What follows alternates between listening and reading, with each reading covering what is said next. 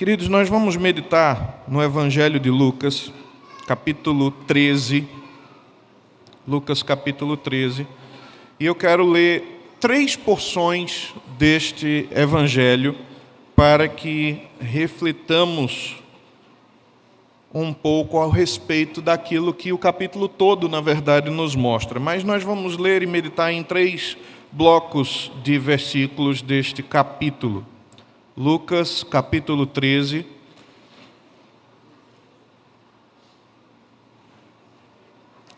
Primeira parte que nós leremos começa no verso 1 e vai até o verso 5, que é uma situação trágica que é anunciada ali e que Jesus acaba discutindo questões importantes também para nós. Naquela mesma ocasião, chegando alguns, falavam a Jesus a respeito dos galileus, cujo sangue Pilatos misturara com os sacrifícios que os mesmos realizavam. Ele, porém, lhes disse: pensais que esses galileus eram mais pecadores do que todos os outros galileus por terem padecido estas coisas? Não eram, eu vos afirmo. Se, porém, não vos arrependerdes, todos igualmente perecereis. Ou cuidais que aqueles 18 sobre os quais desabou a torre de Siloé e os matou eram mais culpados que todos os outros habitantes de Jerusalém? Não eram, eu vos afirmo. Mas, se não vos arrependerdes, todos igualmente perecereis. Segundo trecho que nós queremos ler, versos 6 a 9. Então, Jesus proferiu a seguinte parábola: certo homem tinha uma figueira plantada na sua vinha, e vindo procurar fruto nela, não achou. Pelo que disse ao viticultor: há 3 anos venho procurar fruto nesta figueira, e não acho. Podes cortá-la, para que está ela ainda ocupando inutilmente a terra? Ele, porém, respondeu: Senhor, deixa ainda este ano, até que eu escave ao redor dela e lhe ponha estrume. Se vier a dar fruto, bem está. Se não, mandarás cortá-la. E o último trecho, irmãos, verso 31 a 35. Naquela mesma hora, alguns fariseus vieram para dizer-lhe: retira-te e vai-te daqui, porque Herodes quer matar-te. Ele, porém, lhe respondeu: ide dizer a essa raposa que hoje e amanhã expulso demônios e curo enfermos, e no 3º dia terminarei. Importa, contudo, caminhar hoje, amanhã e depois, porque não se espera que um profeta morra fora de Jerusalém. Jerusalém, Jerusalém, que matas os profetas e que apedrejas os que te foram enviados, quantas vezes quis eu reunir teus filhos, como a galinha ajunta os seus próprios ninhos debaixo das asas, e vós não o quisestes. Eis que a vossa casa vos ficará deserta, e em verdade vos digo que não mais me vereis, até que venhais a dizer: bendito o que vem em nome do Senhor. Vamos orar, queridos. Senhor, nós louvamos o Teu nome, porque a Tua palavra está posta diante de nós. Pela Tua bendita palavra, o Senhor nos instrui, o Senhor esclarece a nossa mente, mas nós queremos também Te rogar que pela Tua bendita palavra, que gera a vida, o Senhor alcance os nossos corações também, nos edificando nesta manhã e nos mostrando, ó Deus, realidades profundas a respeito do nosso próprio coração, mas também a respeito do Senhor. Portanto, nós Te pedimos que para esse nosso tempo de reflexão, sobre nós esteja a Tua direção e a Tua bênção, em nome e para a glória de Jesus. Amém. Irmãos, eu quero refletir hoje sobre o tema resistentes à graça. E aí talvez você queira se espantar com a minha afirmação aí, venha me lembrar, né, pastor? Não, nós cremos que a graça é irresistível. Então, esse negócio de resistente à graça não combina com nossa doutrina. Mas para que você entenda bem o que, na verdade, a nossa doutrina quer dizer quando afirma que a graça é irresistível, eu quero fazer uso de um trecho de uma mensagem do John Piper. Ele intitulou a sua mensagem dizendo assim: a graça é resistível até não ser mais. Então essa é a verdade. A verdade é que, por causa da condição humana, por causa da situação do homem, ele é rebelde, obstinado contra Deus. E Deus manifesta a sua graça constantemente, abundantemente, por diversas vezes na vida da humanidade, e os homens continuam obstinados, rebeldes, resistindo à graça de Deus, até que, num dado momento, por uma obra especial do Espírito Santo, então ele vem ao nosso coração e infunde a graça dentro de nós de uma maneira diferente, que aí não conseguimos mais resistir. Isso quer dizer que Deus vence a nossa resistência.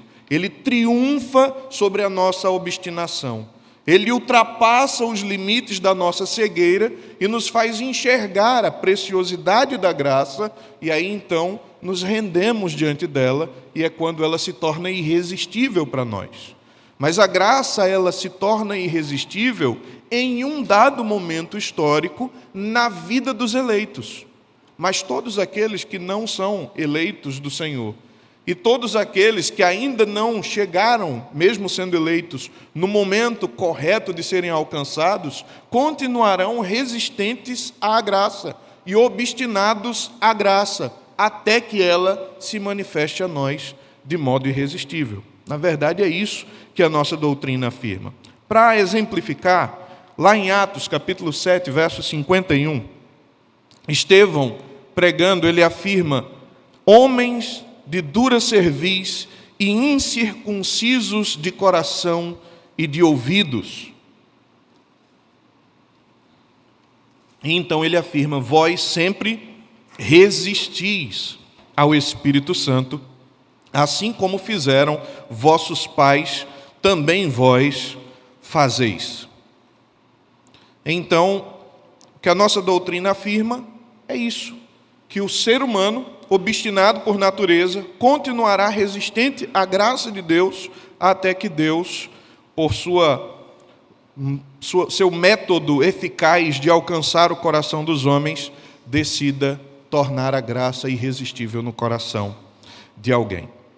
Quando eu olho para Lucas, capítulo 13, eu percebo que, no decorrer desses blocos, o que está acontecendo é exatamente Jesus mostrando em situações diferentes, em ocasiões diferentes, como o ser humano ele faz isso diante das manifestações graciosas de Deus.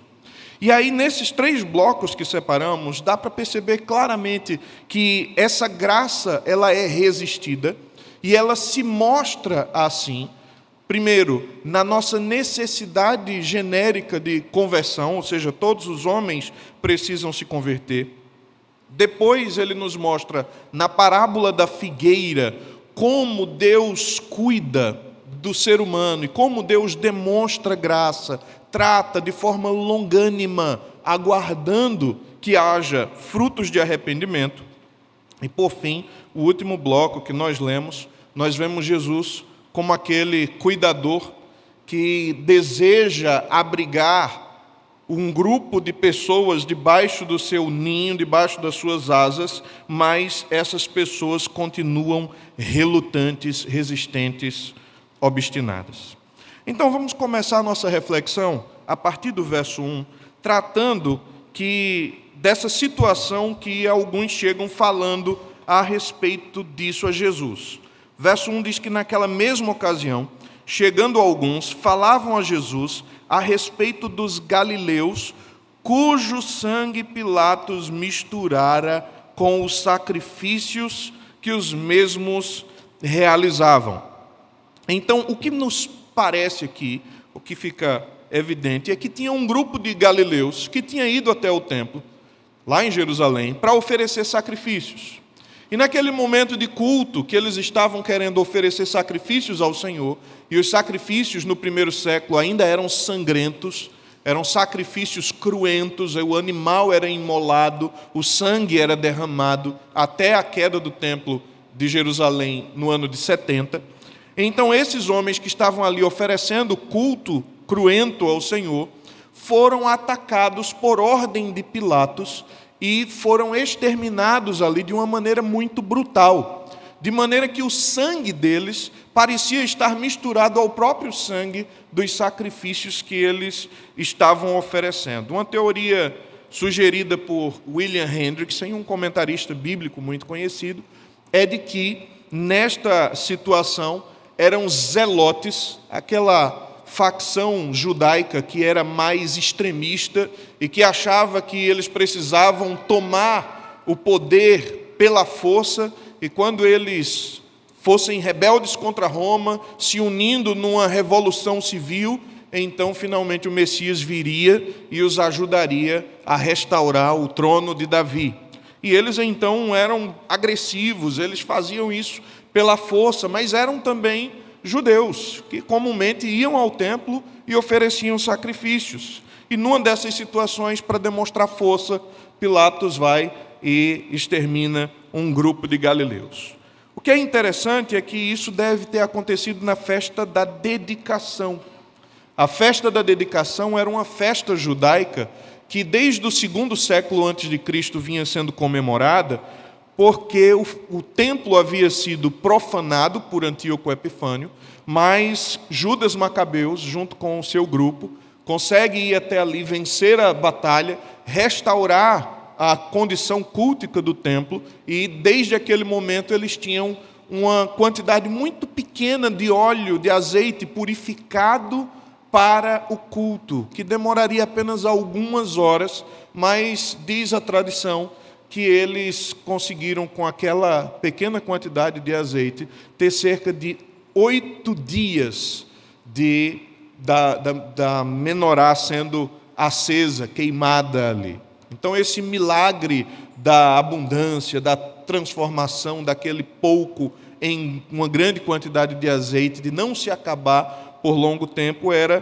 comemorado todos os anos, e Jesus também frequentou essa festa durante algumas situações, como, por exemplo, é narrado no Evangelho de João, lá no capítulo 10. Mas diante dessa situação toda que eu narrei para vocês aqui, numa festa judaica, festa de dedicação, comemorando que o templo foi restaurado, comemorando que eles tinham azeite suficiente para manifestar o seu culto ao Senhor, comemorando que eles poderiam adentrar no templo, oferecer sacrifício, derramar sangue substitutivo no lugar deles, o que é tratado aqui, naquela situação trágica de alguns zelotes que morreram enquanto ofereciam sacrifício, não é sobre a crueldade de Roma, não é sobre a impiedade de Pilatos, mas o assunto chama a atenção dos outros judeus como que esses eventos de juízo, esses eventos trágicos que acontecem cotidianamente, na mente judaica, era uma demonstração da gravidade do pecado pessoal. Ou seja, eles viam uma ligação entre juízos individuais e pessoais e pecados individuais e pessoais. É isso que eles apresentam a Jesus.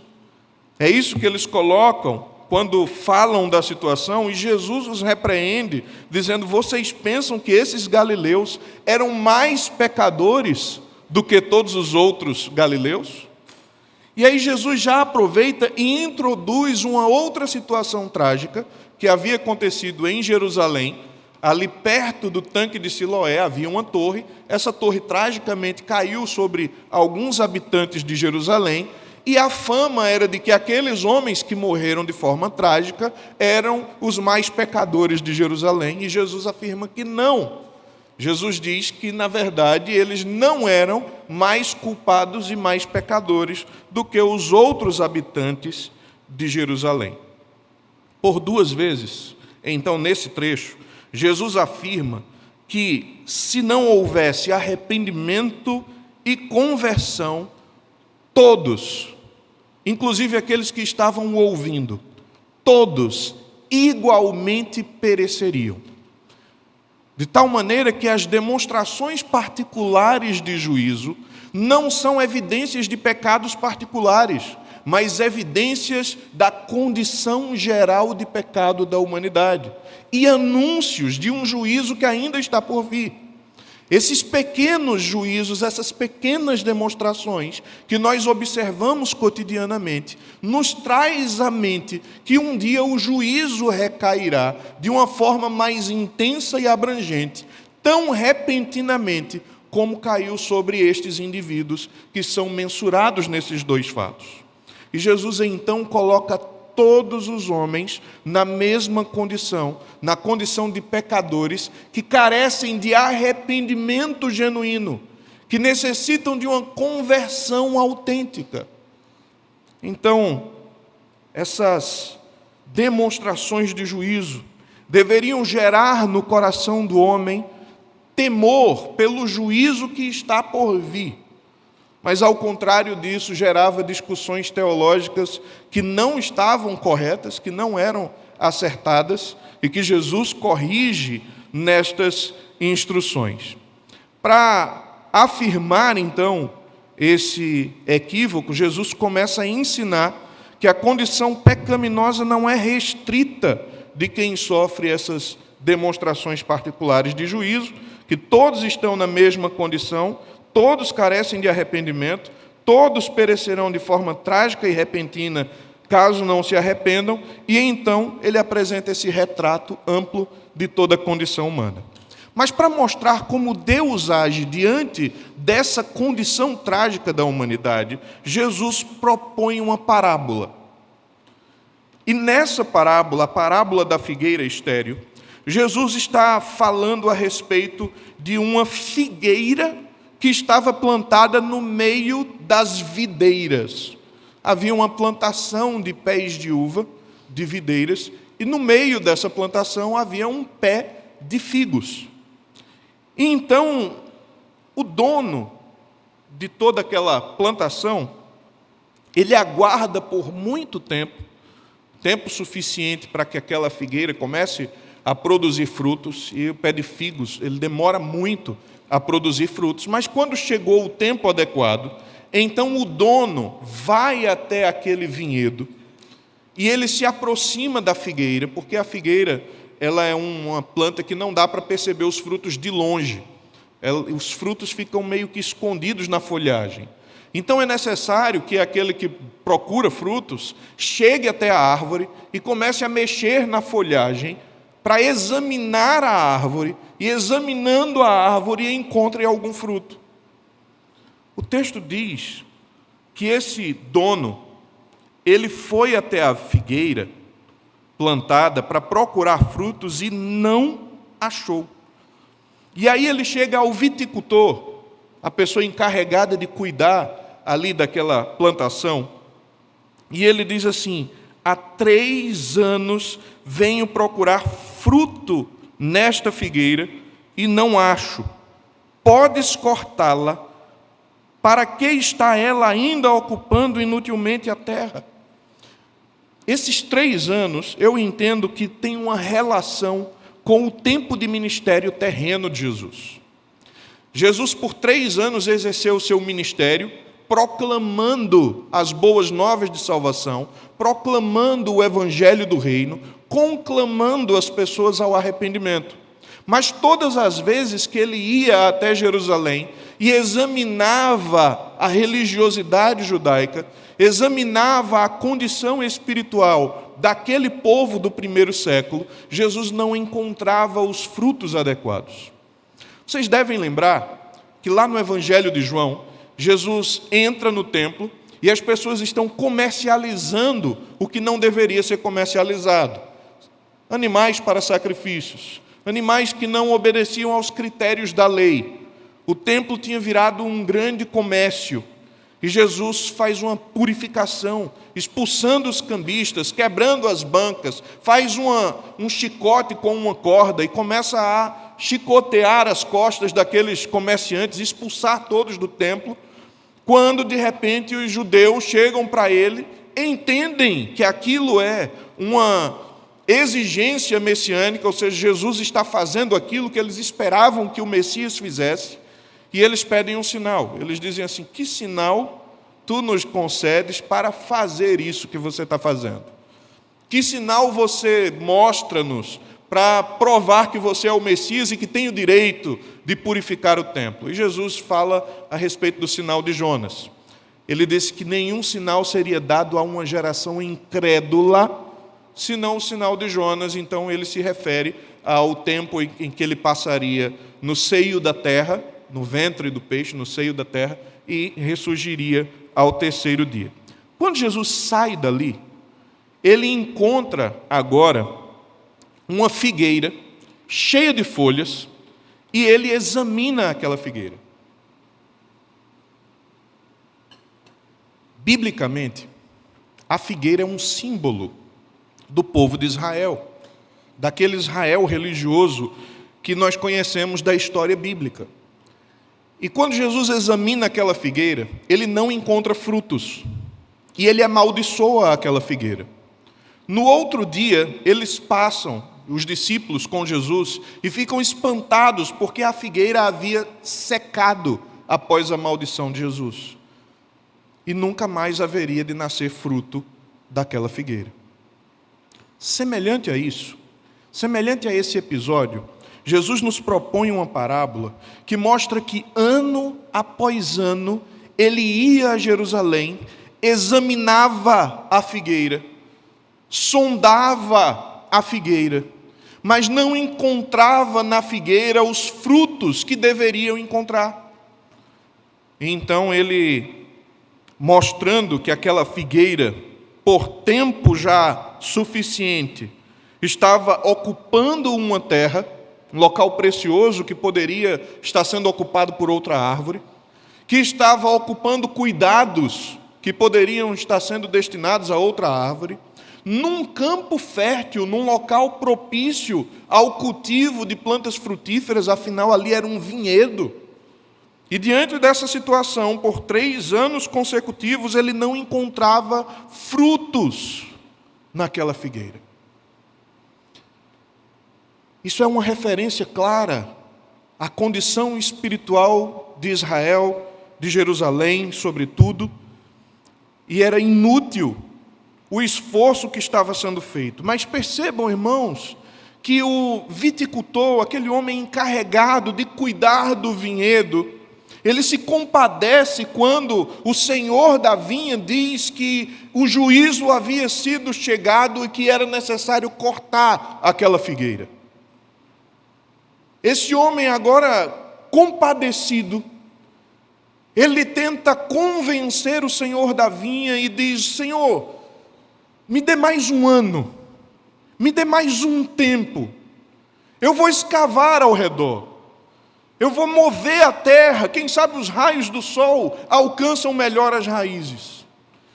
Quem sabe adubando, fertilizando mais, derramando mais fertilizantes ao redor, ela consiga absorver melhor os nutrientes, e assim no próximo ano o Senhor examine e encontre os frutos. O que fica claro aqui, irmãos, é que aquela mensagem pregada por João Batista, que dizia: olha, não digam que vocês têm por pai Abraão e achem que isso é suficiente, produzam, pois, frutos dignos de arrependimento, se torna claro e evidente que Jerusalém precisava dar ouvidos, dar atenção e converter o seu coração ao Senhor.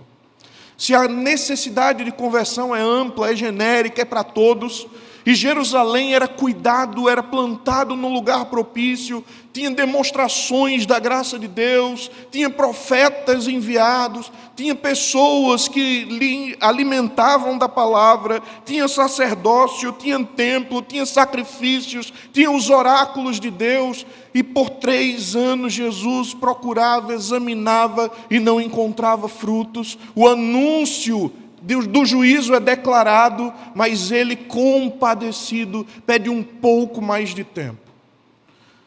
Isso nos mostra não apenas quão obstinado é o coração do homem em não frutificar, mesmo diante das muitas evidências da graça de Deus, mas como Deus continua sendo longânimo, mesmo diante da nossa obstinação. Deus nos concede, irmãos, diariamente diversas demonstrações da graça, e cabe aqui uma observação: nós temos um equívoco quando falamos de graça comum. Nós falamos de graça comum como se fosse uma coisa menos importante, como se fosse uma coisa secundária, como se fosse um outro tipo de graça que Deus manifesta apenas para a provisão diária de todas as pessoas, ou apenas para conceder dons e habilidades. Mas a graça de Deus, ela é graça, seja ela manifestada de uma forma comum, ou seja, a todos os homens, ou seja ela especial, aquela manifestada no coração dos eleitos de uma forma irresistível. A graça de Deus é a sua graça, sendo emanada dele, demonstrada em diversas ações, não apenas com relação a questões temporais, mas também com relação a coisas espirituais. Deus manifesta sua graça em aspectos espirituais a pessoas mortas espiritualmente. Eu sei que às vezes parece estranho algumas afirmações, porque a gente pega apenas uma parte da doutrina e faz afirmações dessa doutrina e esquece de todo o restante das Escrituras. Por isso que é bom sempre estudar doutrina ao longo da Bíblia, percorrendo a Bíblia. Mas a nossa confissão de fé, ela é categórica quanto a isso, quando ela diz assim: Ele, Deus, no capítulo 7, seção 3, promete dar o Espírito Santo a todos aqueles que são ordenados para a vida, para dispô-los e habilitá-los a crer. Mas o Evangelho, como está nele contido, é proclamado a todos os homens como uma livre e genuína proposta de misericórdia para aqueles que ouvirem. Sabe o que isso quer dizer? Que a oferta do Evangelho, mesmo para os não eleitos, mesmo para os irredutíveis, é uma oferta livre, graciosa, cheia de misericórdia e genuína. Deus está demonstrando graça, anunciando salvação, proclamando verdades, conclamando ao arrependimento, dando demonstrações de juízo e também de misericórdia, o tempo inteiro, para todas as pessoas. E isso é graça comum. E quando isso acontece, é de se esperar que o coração humano frutifique. Todavia, depois de examinados, depois de observados, e por tempo suficiente, os frutos não são encontrados. E quando os frutos de arrependimento não são encontrados, há promessa de juízo, a sentença de que a árvore que não frutifica deve ser cortada, arrancada, que as suas raízes não mais ocupem aquela terra e que aquilo ceda espaço para uma nova planta que possa frutificar. Entretanto, a longanimidade de Deus é evidenciada nessa parábola, porque diante desta realidade, o viticultor diz ao Senhor: me dê mais um tempo, me dê mais um ano, eu vou cuidar ainda mais, eu vou fazer ainda melhor, eu vou cavar ao redor, eu vou mover a terra, eu vou fertilizar o solo. Isso prova que Jesus, como o servo que cuida da sua vinha, sabe que existem árvores frutíferas e árvores que não são frutíferas. Mas ele, com a sua longanimidade, continua dando demonstrações da sua graça e do seu cuidado, esperando que esse cuidado surta efeito e gere frutos.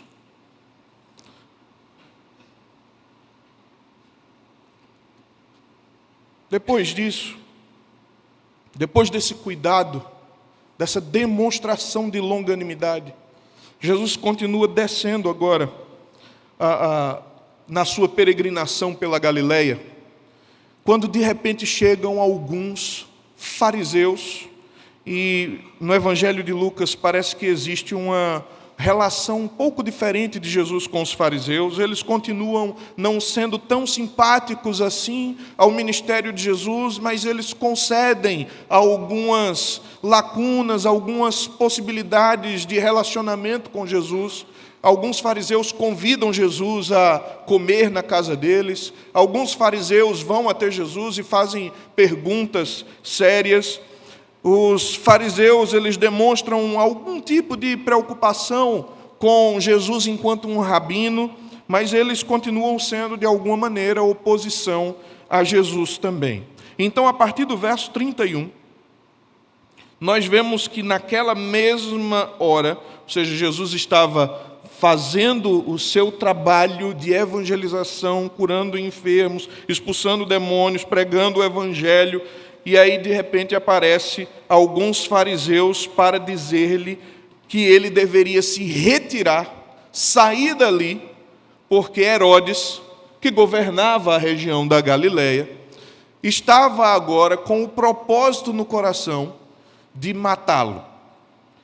E parece que os fariseus chegaram aqui amigavelmente. Chegaram para dar um recado, dizer: olha, Jesus, é melhor o senhor sair daqui. Ou o senhor sai de Israel, sei lá, vai para o Egito, vai para outro lugar, vai tirar férias. Ou então o senhor desce logo para Jerusalém, porque se o senhor ficar aqui, então Herodes vai matá-lo. Jesus manda um recado por aqueles homens, o que nos faz pensar que, de alguma maneira, parece que aqueles fariseus estavam articulados com Herodes em algum plano, em alguma ideia, para fazer com que Jesus saísse da Galileia, de fato, e ou fosse embora de Israel para não prejudicar mais o bom andamento das coisas segundo os padrões dos fariseus, ou que ele fosse logo para Jerusalém e lá fosse julgado e sentenciado, como era comum acontecer. Afinal, Jerusalém era a sede do Sinédrio, que era aquele órgão maior responsável por avaliar as questões religiosas e também punir adequadamente aqueles que se envolviam em blasfêmias e heresias. Jesus manda um recado por eles. Ele diz assim: ide dizer a essa raposa que hoje e amanhã expulso demônios e curo enfermos, e no terceiro dia terminarei. É interessante que Jesus o chama de raposa, diminuindo o poder de Herodes. Afinal de contas, os grandes reis sempre foram comparados a leões. Mas Herodes, ele é aqui chamado por Jesus de raposa. Jesus está dizendo: olha, você não é tão grande quanto você pensa, você não é tão violento, tão forte, tão dominador, tão real assim, você é uma raposa. Você é uma sátira do que um rei deveria ser. E você deve entender o seguinte: eu vou descer para Jerusalém, eu vou sair daqui, mas não porque você está mandando, não por uma ordem sua, não com medo do que você pode fazer, e por isso eu não vou sair agora, eu vou ficar aqui ainda hoje, vou ficar aqui ainda amanhã, vou ficar aqui mais um tempo, porque eu preciso realizar as obras de Deus, eu preciso pregar o Evangelho, curar os enfermos, vou libertar endemoniados, e depois, no terceiro dia, eu serei terminado.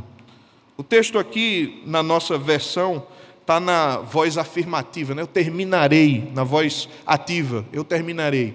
Em grego, isso aqui é voz passiva, eu serei terminado.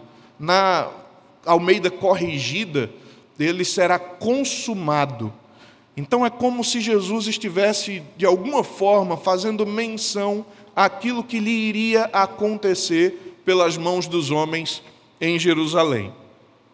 E ele então diz que importa, contudo, caminhar hoje, amanhã e depois, porque não se espera que um profeta morra fora de Jerusalém. Essa cidade, irmãos, que era conhecida como a cidade do grande rei, a cidade onde Deus habitava com o seu povo, a cidade onde o Senhor se encontrava com o seu povo, com o povo da sua aliança, quando Ele derramava a sua glória no templo, quando as pessoas iam oferecer sacrifício, o local onde Ele ordenou que o templo fosse construído, deveria ser um lugar de manifestação de graça, de bondade, de amor, de misericórdia, deveria ser um lugar de refúgio. Mas, ao contrário disso, a fama que Jerusalém tinha agora nos lábios de Jesus era de uma cidade impenitente, reprovável, que Ele já havia examinado, mexido, tratado, manifestado graça, e ela continuava obstinada, rebelde, incrédula. E não apenas na pessoa de Jesus, mas pela história de Israel.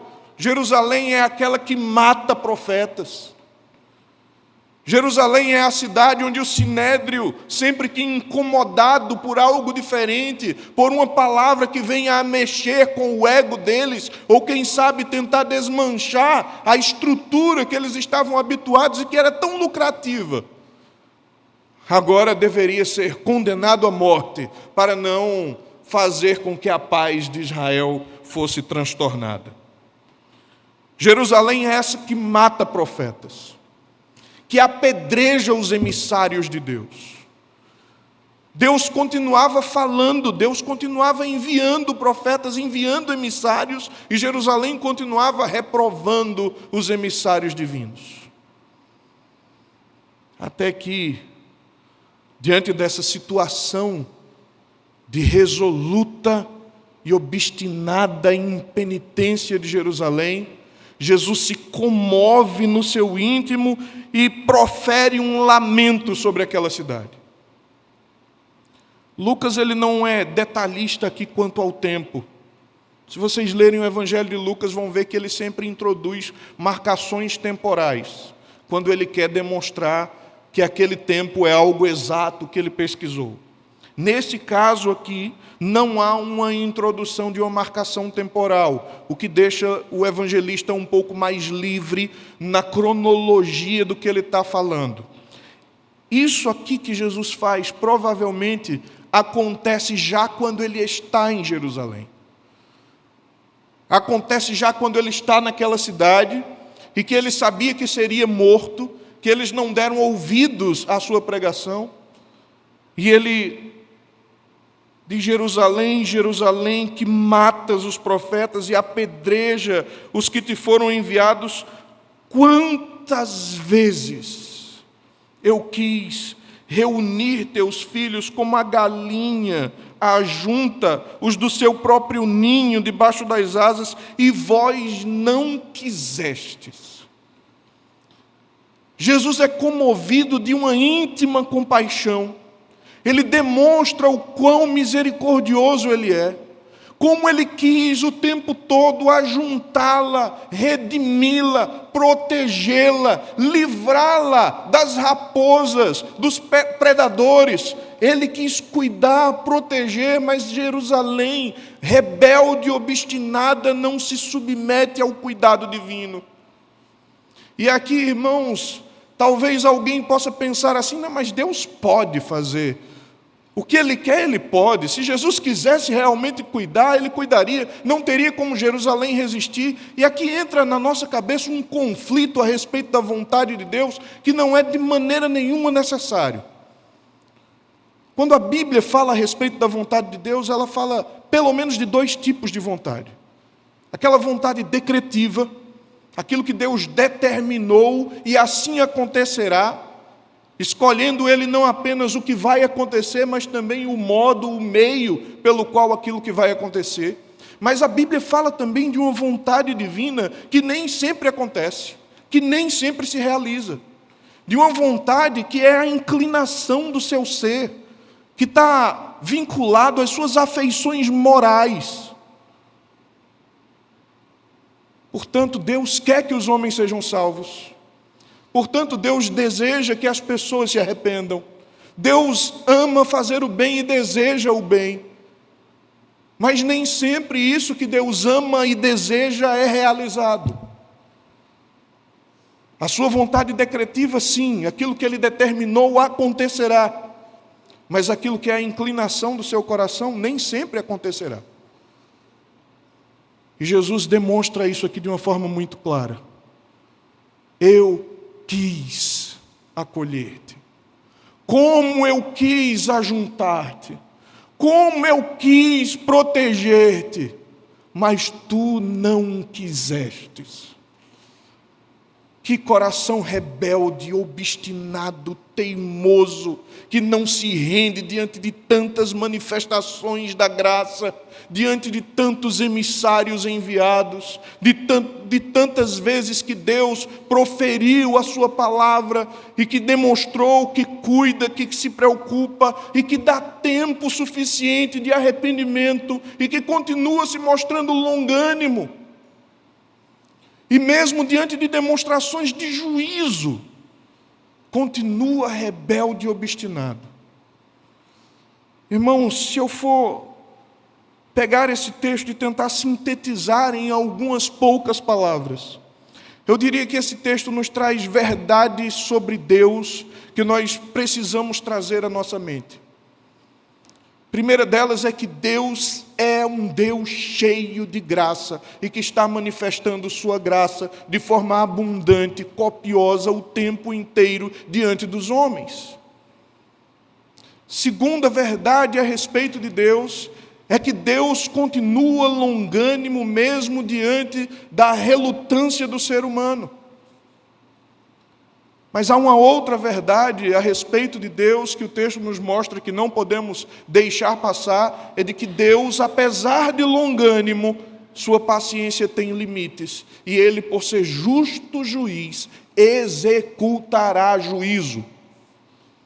Aqueles fatos do começo do capítulo são demonstrações, mas aqui no final, Jesus diz: eis que a vossa casa vos ficará deserta, e em verdade vos digo que não mais me vereis. Jesus está dizendo, está anunciando a queda de Jerusalém, a sua ruína que aconteceria por volta do ano 70, não apenas com a destruição do templo, mas deixando a cidade deserta, deixando aquele lugar vazio. Aquela cidade que era tão orgulhosa por ostentar ser o centro da religião judaica, seria exterminada durante um período de tempo para provar do juízo divino. Mas se o texto nos mostra verdades sobre Deus, o texto nos mostra também verdades sobre o coração humano. E a primeira verdade delas é de que todos nós necessitamos de arrependimento genuíno e conversão. Porque todos os homens foram encerrados debaixo do pecado. E a menos que haja arrependimento e fé, conversão autêntica e genuína, com frutos dignos de arrependimento, todos serão exterminados e provarão do juízo divino. Mas diante da longanimidade de Deus e da sua graça, alguns corações acabam frutificando, recebendo essa graça de uma forma eficaz e mostrando conversão autêntica. Mas a maioria, irmãos, a grande maioria, isso está expresso na parábola que também está aqui, da porta estreita, que a grande maioria dos homens prefere o caminho de perdição.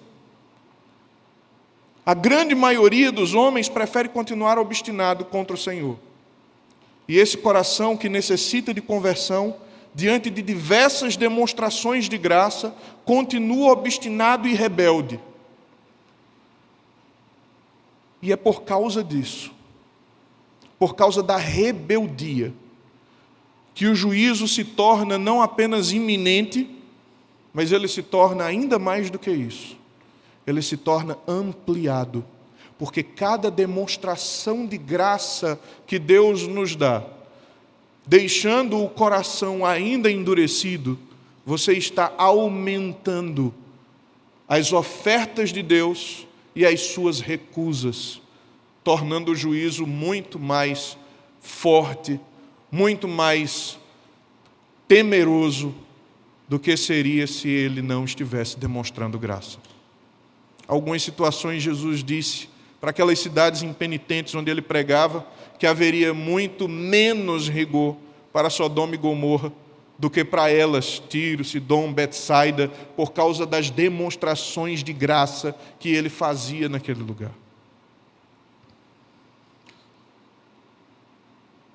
Mas se o texto nos mostra que Deus é gracioso, longânimo e justo juiz, e mostra que nós necessitamos de conversão, mas muitas vezes continuamos rebeldes e que por causa disso muitos provarão do juízo.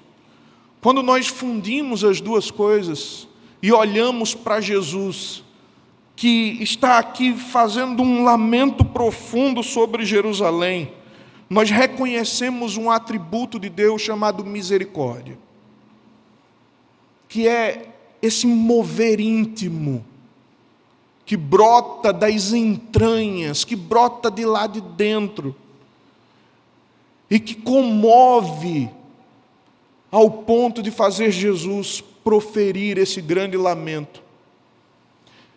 E se nós sabemos que Deus é gracioso, longânimo, misericordioso, irmãos, sempre haverá esperança para aquele que decide derrubar a resistência quando compreende o Evangelho e quer se render ao Senhor.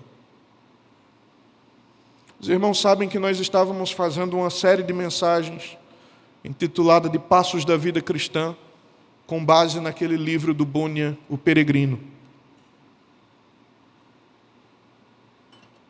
E se eu tivesse que fazer uma relação entre aquilo que estamos falando hoje e aquilo que acontece na narração de Bunyan no livro, eu diria a você que depois do peregrino passar por todas aquelas experiências que já comentamos aqui tantas vezes, e ir à casa do intérprete e começar a compreender as Escrituras, quando ele sai da casa do intérprete, ele começa a percorrer um lugar que vai ficando cada vez mais íngreme, até que de repente no cume, no ápice desse local íngreme, ele reconhece uma cruz. E abaixo desse lugar uma sepultura vazia. E quando ele se depara com aquela cruz, naturalmente o seu fardo pesado que tanto ele lutava para se livrar dele cai dos seus lombos sem que ele fizesse o menor esforço. Sem o menor esforço. Quando ele contempla a graça de Deus manifestada na cruz do Calvário. E é isso que acontece conosco quando nós olhamos as imensas demonstrações da graça de Deus e o nosso coração deixa de ser relutante e obstinado e nós nos encantamos com a graça. E encantados com a graça, esquecemos de todo o resto, nos livramos dos nossos pecados.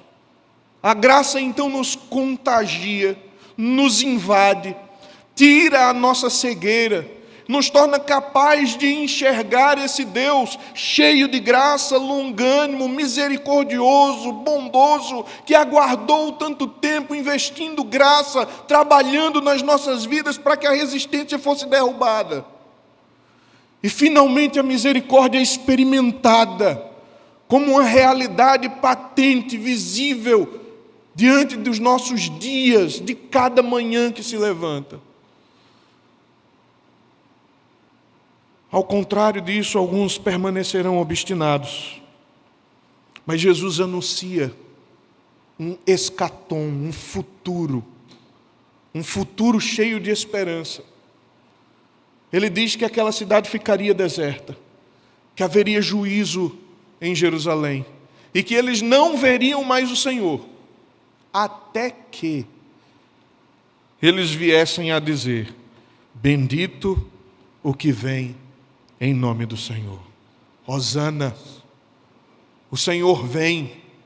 E quando ele entrar novamente à cidade do grande rei, isso aqui não é uma referência, irmãos, à entrada triunfal em Jerusalém, que acontece com aquelas folhas de palmeiras, onde os seguidores de Jesus, os discípulos, estão ovacionando o Senhor. Mas isso se refere a algo futuro, após a manifestação desse juízo em Jerusalém, em uma situação em que Jesus novamente entraria na cidade do grande rei, ovacionado pelas pessoas e sendo conclamado num clamor de hosanas, onde as pessoas diriam: bendito é o que vem em nome do Senhor. Se o texto nos aponta para a graça, para a longanimidade, para nossos pecados e obstinação, se o texto nos aponta para a misericórdia que brota do Senhor e o juízo que virá para os impenitentes, o texto nos aponta também para um futuro glorioso, quando Jesus finalmente regressar, quando aqueles que foram vencidos em sua obstinação e tiveram os olhos abertos para a grandeza da graça, conclamarão em louvores, dizendo: hosanas, bendito o que vem em nome do Senhor. Passado, presente e futuro se unem quando nós pensamos no Evangelho.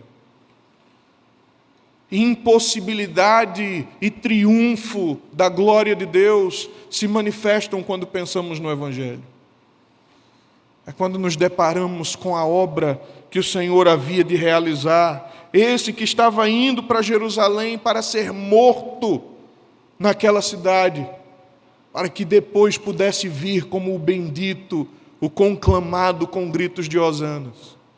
Quando isso se torna claro, evidente, real, patente diante dos nossos olhos, invade os nossos corações, então louvores, com esses clamores, devem brotar dos nossos lábios. Portanto, devemos dizer, afirmar e ansiar por aquele dia onde juntos veremos o Senhor novamente regressar e conclamaremos numa grande voz de louvor: bendito o que vem em nome do Senhor. Feche seus olhos, vamos orar.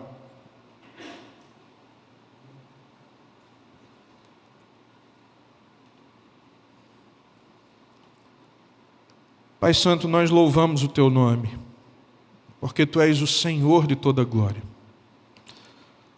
O Evangelho de Cristo é boa nova de salvação para todos os homens.